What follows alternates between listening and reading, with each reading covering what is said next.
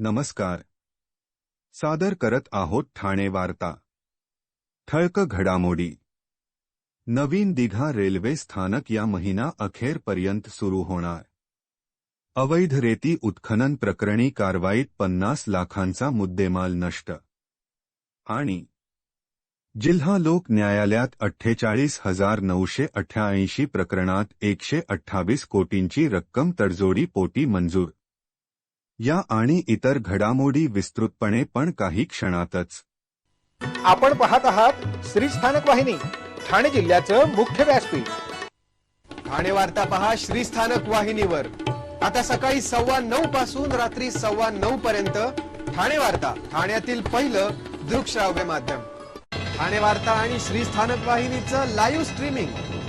ठाणेवार्ता.com वरील live स्ट्रीमवर click करा आणि अगदी मोबाईलवरही ठाणे वार्ता श्री स्थानक वाहिनीचा आनंद लुटा. यासाठी आमचं ॲप डाउनलोड करा. ठाणे वार्ता पहा श्री स्थानक वाहिनीवर. आता सकाळी 9:15 पासून रात्री 9:15 पर्यंत ठाणे वार्ता, ठाण्यातील पहिलं दृकश्राव्य माध्यम. आपण पाहत आहात श्री स्थानक वाहिनी, ठाणे जिल्ह्याचं मुख्य व्यासपीठ. मुंब्रा, कोपर आणि भिवंडी लगतच्या खाडीमध्ये गस्तीवर असलेल्या ठाणे आणि भिवंडी तहसील कार्यालयाच्या पथकाने अनधिकृत रेती उत्खनन करणाऱ्या 2 सक्शन पंप आणि 2 बार्जवर धडक कारवाई करून या सक्शन पंप आणि बार्ज यांच्या इंजिनमध्ये साखर टाकून नष्ट करत पाण्यामध्ये बुडविले. तसेच खाडी लगत असलेल्या रेती साठ्यासह 3 कुंड्या नष्ट करण्याची कारवाई केली. या कारवाईमध्ये अंदाजे 50 लाखांचा मुद्देमाल नष्ट करण्यात आला असल्याची माहिती जिल्हा प्रशासनाने दिली आहे. जानेवारी आणि फेब्रुवारीमध्ये अनधिकृत रेती उत्खननावर जिल्हाधिकारी कार्यालयामार्फत धडक कारवाई करण्यात येत असून गेल्या 3 आठवड्यामध्ये 8 कारवाया केल्या आहेत. जिल्हाधिकारी कार्यालयाने 01 एप्रिल 2022 ते 13 फेब्रुवारी पर्यंत जिल्ह्यांतर्गत अनधिकृत गौण खनिज वाहनांच्या तपासणी मोहिमेदरम्यान 11,307 वाहनांची तपासणी केली असून आजपर्यंत एकूण 205 वाहनांवर दंडनीय कारवाई केली आहे. अनधिकृत गौण खनिज वाहन करणाऱ्या ट्रक मालकांकडून 3 कोटींचा महसूल वसूल केला आहे. नवीन दिघा रेल्वे स्थानक या महिना अखेरपर्यंत सुरू होणार आहे. काल खासदार राजन विचारे यांनी या स्थानकाची पाहणी केली. ठाणे आणि कल्याण या 2 लोकसभा क्षेत्राला जोडणारा ऐरोली कळवा एलिव्हेटेड या 428 कोटींच्या महत्त्वाकांक्षी प्रकल्पाला खासदार राजन विचारे यांनी मंजुरी मिळवली होती. या प्रकल्पाचे भूमिपूजन 10 डिसेंबर 2016 रोजी पंतप्रधान नरेंद्रजी मोदी यांच्या हस्ते करण्यात आले होते. परंतु प्रत्यक्षात कल्याण लोकसभा मतदारसंघातील कळवा एलिव्हेटेड रेल्वे स्थानक आणि मार्गिकेसाठी 1080 झोपड्यांचे पुनर्वसन करावे लागणार होते. निधी परत जाऊ नये म्हणून हे काम 2 टप्प्यात करण्यात आले. 2 वर्षांनंतर प्रत्यक्ष जागेवर 7 मे 2018 मध्ये दिघा रेल्वे स्थानकाचे काम सुरू झाले. नवी मुंबई शहरात नोकरीनिमित्त कल्याण, डोंबिवली, अंबरनाथ, बदलापूर येथील नागरिक येत असतात. या रेल्वे प्रवाशांना नवी मुंबईत येण्यासाठी ठाणे रेल्वे स्थानकात येऊन हार्बर मार्गावरील वाशी लोकल पकडावी लागते. त्यामुळे या प्रवाशांचा वेळ ताकद खर्ची पडत असते. या प्रवाशांना डायरेक्ट नवी मुंबईमध्ये प्रवेश मिळण्यासाठी हा ऐरोली कळवा एलिव्हेटेड प्रकल्प महत्त्वाचा ठरणार आहे. तसेच यामुळे ठाणे रेल्वे स्थानकातील प्रवाशांचा वाढणारा अतिरिक्त भारही कमी होणार आहे. या पाहणी दौऱ्यात दिघा रेल्वे स्थानकाचे काम 95% पूर्ण झाले असल्यामुळे हे रेल्वे स्थानक महिना अखेरपर्यंत सुरू होणार आहे.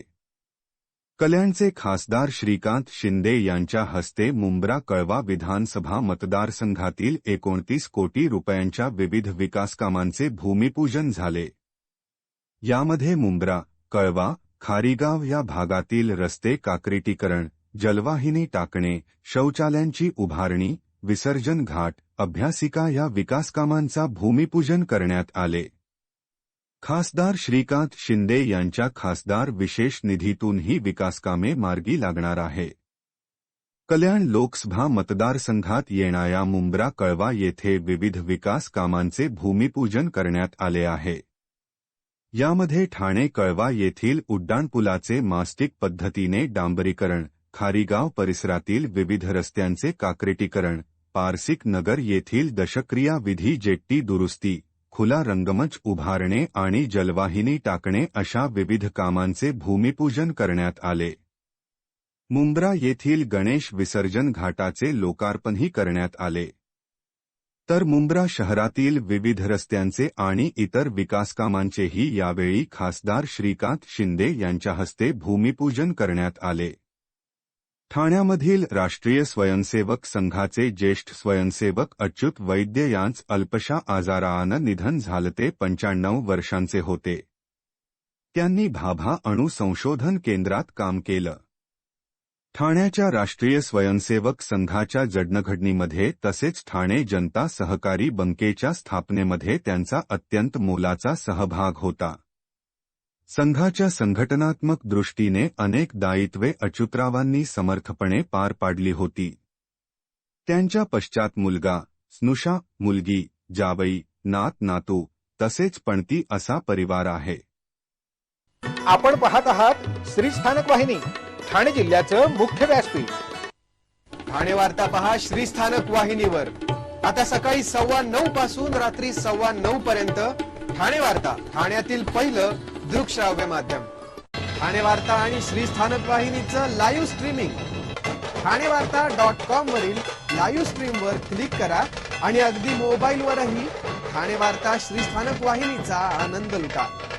यासाठी आमचं ॲप डाउनलोड करा. ठाणे महानगरपालिकेचे मालमत्ता कर म्हणजेच प्रॉपर्टी टॅक्स भरण्याचे आवाहन. सन 2022-23 या आर्थिक वर्षाचे मालमत्ता कराचे म्हणजेच प्रॉपर्टी टॅक्सचे बिल ठाणेकर करदात्यांना महापालिकेमार्फत आर्थिक वर्षाच्या सुरुवातीस म्हणजेच माहे एप्रिल 2022 मध्ये देण्यात आलेले आहे. तथापि अद्यापही काही करदात्यांनी मालमत्ता कर महापालिकेकडे जमा केलेला नाही. आपला मालमत्ता कर propertytax.thanecity.gov.in या लिंकद्वारे तसंच गुगल पे, फोन पे, पेटीएम याद्वारे ऑनलाईन पद्धतीने करण्याची सुविधा उपलब्ध करून दिली आहे.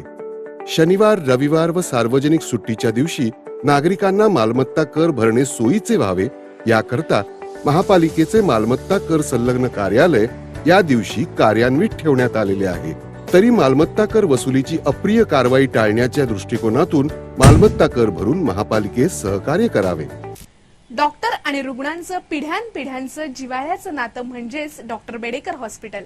आता अत्याधुनिक सोयी सुविधा आणि तंत्रज्ञान युक्त वंध्यत्व निवारण केंद्रात IVF आणि टेस्ट ट्यूब बेबीची ही सुविधा.